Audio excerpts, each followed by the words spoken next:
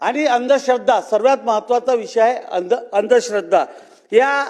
आदिवासी विभागामध्ये जी अंधश्रद्धा आहे त्या अंधश्रद्धेच्या संदर्भात आपल्याला मोठ्या प्रमाणावर काम करण्याची गरज आहे, कारण की ते दवाखान्यापर्यंत जात नाही किंवा त्यांना आजार झाला किंवा काय आहे ते माहीत नाही। परंतु तिथं खऱ्या अर्थानं तिथं 2-3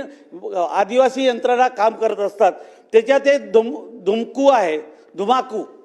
दुसरं आहे पडियार आणि तिसरं आहे वैद्यू। म्हणजे हे जे आदिवासी समाजाचे जे मांत्रिक म्हणा किंवा हे आहे, हे लोक जर त्यांनी सांगितलं त्यांना आदिवासीला की तुम्ही हे करा तर ते करतात, नाही तर ते तुम्ही तुमचे किती लोक तिथं पाठवले तरी ते करत नाही। म्हणून माझी तुम्हाला विनंती आहे की आपण हे जे वैद्यू धुमका पडियार आहे यांना जर आपण अंधश्रद्धेच्यासाठी आपण एंगेज केलं आणि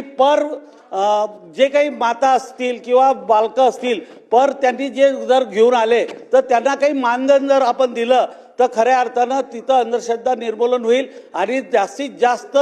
पेशंट म्हणा किंवा माता म्हणा ह्या दवाखान्यापर्यंत येतील किंवा त्यांच्यामध्ये नवीन परिवर्तन होईल। हे सर्व विषय जे आहे या संदर्भात माझी आता महिला बाल कल्याण मंत्री इथं आहे, त्याच्यानंतर आरोग्य राज्यमंत्री आहे, परंतु हा एका फक्त महिला बाल कल्याणचा विषय नाही, परंतु हे 2-3 डिपार्टमेंटची माझे सभापती आता चेअरवर नाही पण आपल्या मार्फत सभापतींना माझी विनंती आहे की या संदर्भात सभापतींनी एक सर्व डिपार्टमेंटची चांगली बैठक आणि लोकप्रतिनिधीची बैठक लावून आणि त्याच्यात जे तिथं धारणीमध्ये काम करणारे, कारण की आत्ता त्यांनी पदयात्रा काढली होती धारणीमधून, आत्ता काल परवा इथं येऊन पोहोचले होते धारणीला पदयात्रा, बंड्या साने असतील आणि बाकीचे,